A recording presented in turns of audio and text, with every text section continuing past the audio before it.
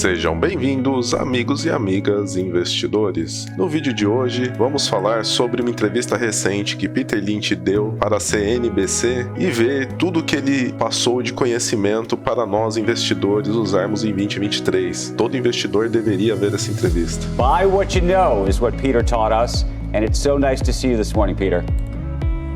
Good to be here. Peter Lynch raramente dá entrevistas, mas nessa ele discutiu o estado atual da economia, o que devemos observar nesse momento e como podemos aproveitar esses desafiantes períodos econômicos a nosso favor. Acredite, cada palavra dita por ele neste vídeo vale dinheiro. Vamos abordar todos esses pontos e, para aqueles que ainda não o conhecem, Peter Lynch é não apenas o autor de um dos livros de maior sucesso sobre o mercado de ações de todos os tempos, mas também se destacou em Wall Street, porque foi responsável pelo gerenciamento do fundo Magellan na Fidelity Investments por 13 anos, entre 1977 e 1990, e o fundo desempenhou maravilhosamente bem nesse período.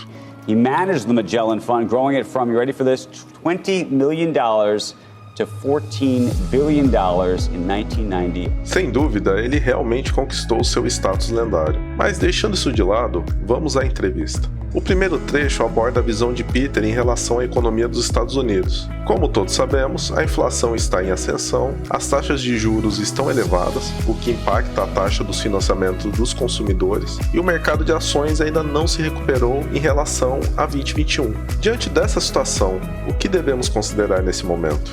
13 recessions since World War II, and we've had 13 recoveries. Maybe we're going to have one. If this is a recession, it's probably the most predicted one ever. You know, I never know when we're going to go. I'd love to know the future. I'd be a better investor. I'd pay $5 extra for next year's Wall Street Journal. It would really help. Right. I cannot predict the future, but this recession is so expected, so predicted. You know, it's nothing like, imagine 1980, 81, we had double-digit inflation, double-digit unemployment, and people worried the Japanese were going to take over the world. I mean, we were hopeless. I mean, you know, there's always something to worry about. I'd really, in my over 50 years of doing this, I think I'd be worried if there was, you know, somebody didn't bring up something to worry about. Nesse momento, o Peter falou de forma muito semelhante ao nosso querido Luiz Barsi, o maior investidor pessoa física do Brasil, que também não encara as crises como problemas. Ele sempre prega que as crises são oportunidades de comprar boas empresas com desconto, e é fascinante ver Peter transmitir exatamente a mesma mensagem aqui. Então ele fala, seria bom pagar $5 extras pelo exemplar de Wall Street Journal do próximo ano, para termos uma ideia do que está por vir em termos de taxas de juros e inflação. Mas infelizmente não podemos fazer isso. Então precisamos enfrentar os desafios, manter a cabeça baixa e permanecer fiéis à nossa estratégia de investimento, não importa o que a situação macroeconômica nos reserve. Também acho interessante como o Peter aborda aqueles investidores que estão ficando loucos com a recessão. A inflação chegou a 9,1%, as taxas de juros estão em 5% e o desemprego está em um nível muito baixo, apenas 3,5%. No entanto, Peter observa que isso não é tão ruim assim. Ele relembra a recessão de 1980 e 81, quando as taxas de juros estavam em 15%, a inflação atingiu 19% e o desemprego ultrapassou 10%. No final do dia, sua visão é de que superamos aquela situação e provavelmente superaremos essa também. Portanto, os investidores não devem entrar em pânico, mas sim se concentrar no longo prazo. Ele menciona que desde a Segunda Guerra Mundial tivemos 13 recessões e também tivemos 13 recuperações. Em sua experiência, a única hora para se preocupar é quando ninguém tem nada para se preocupar. Resumindo, não entre em pânico. Agora, Lynch explica o que devemos buscar em uma ação. Is your sense, though, that the style of investing that you pioneered is still doable and winnable today? Well, I think looking for something different, looking for something that's a good story. I mean, who would have guessed TJX, a local company, would have gone up 50-fold, or Stop and Shop? So you have to find a company that's either a turnaround or a company that's going to grow, like Panera or, you know, Family Dollar stores. I'm not saying that buys now, but that's what's made our, you know, Sears is rolled over. So, you know, so Kmart's rolled over, IBM slowed down. But we've had new companies come along. I mean, that's the nature. You have to be looking for new companies and look at the balance sheet. If you can add 5 and 5 and get reasonably close to 10, you should be able to look at a balance sheet and say, here's two depressed companies. They've gone from 50 to 3. One company's got $3 million in cash and no debt. One's got $3 million in debt and no cash. Which one are you going to buy? I mean, that not too hard to do. Peter Lynch enfatiza um ponto crucial no final deste trecho, que é extremamente importante para investir durante recessões. É essencial possuir empresas com balanços sólidos, reservas de caixa saudáveis e baixo endividamento. Vamos então ver alguns exemplos de empresas e tentar entender o que Peter Lynch quis dizer. Vamos começar aqui pela Klabin. A Klabin, ela possui uma dívida líquida igual a 2 vezes o seu patrimônio líquido, mas ela também possui uma liquidez corrente igual a 2 vezes o seu patrimônio líquido disponível, ou seja, é uma empresa que tem capacidade de pagar no curto prazo as suas dívidas. Então é uma empresa que está com a sua saúde financeira em dia. E pelos critérios do Peter Lynch, é uma boa empresa para investir em épocas de recessão. Vamos ver outro exemplo. Aqui temos a Unipar.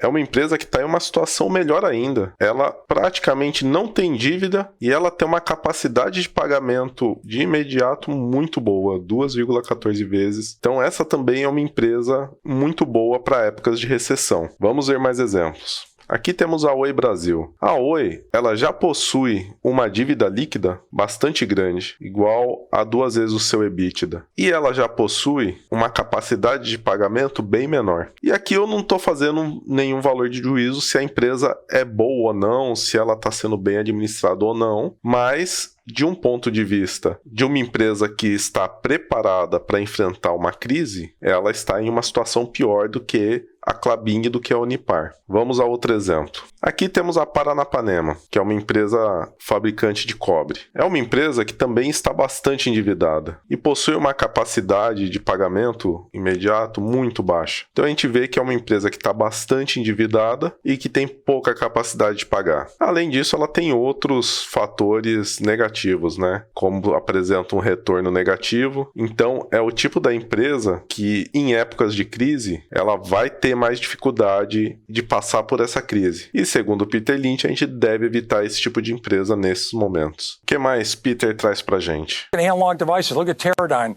look at TJ Maxx, look at the turnaround of Target. I mean, you can see these companies coming. Look at Wingstop.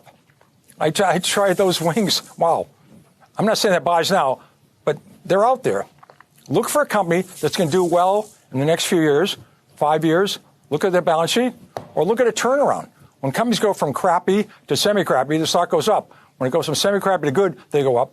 When business gets to be terrific, get out. Em seu livro, Peter Lynch classifica as empresas em 6 tipos: de crescimento lento, crescimento moderado confiáveis, crescimento rápido, cíclicas, que são as empresas de commodity, o lucro delas varia muito com o valor da commodity, em recuperação, que são empresas que tiveram alguma dificuldade grave financeira, mas conseguiram dar a volta por cima, e empresas de ativos ocultos, que são aquelas que têm alguma característica que dá a elas uma vantagem competitiva, mas o mercado ainda não percebeu, e por isso elas estão precificadas em um valor abaixo daquele que seria o correto. E dentre esses 6 tipos, ele nos indica focar em 2 em épocas de crise, que ou seja, mesmo se o Ibovespa estiver caindo, elas ainda vão dar lucro para a gente, que são as empresas em recuperação, ou seja, que tiveram alguma dificuldade, mas a gente vê que ali em algum momento está começando a recuperação e ela vai crescer mesmo com o Ibovespa continuando em baixa. E o outro tipo são as empresas de crescimento rápido, ou são aquelas que crescem tanto que mesmo em um cenário difícil, elas vão continuar crescendo e trazendo resultado para os seus acionistas. Um outro ponto interessante que Peter traz para a gente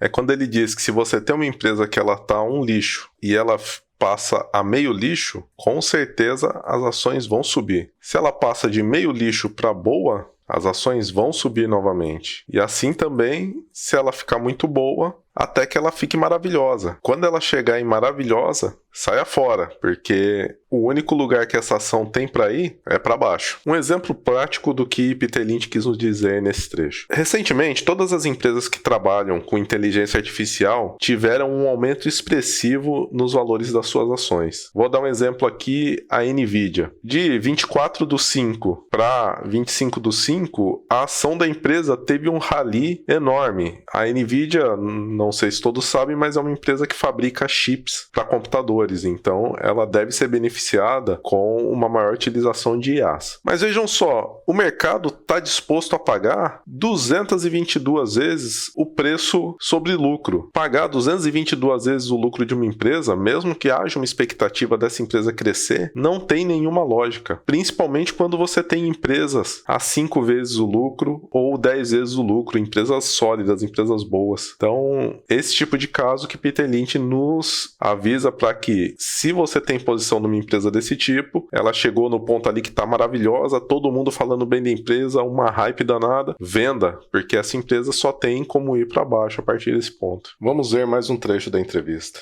Things get better. Some signs of things getting better. You have an edge. You might be in that industry where things are starting to improve. There's a lot of positive coming along. The price of oil has gone from over 100. It's now 80. 1 year out is 78. Natural gas has gone from $8 an MCF to $2.30. I mean, we've added over 6 million jobs in 21, 22, over 1 million jobs in the first quarter.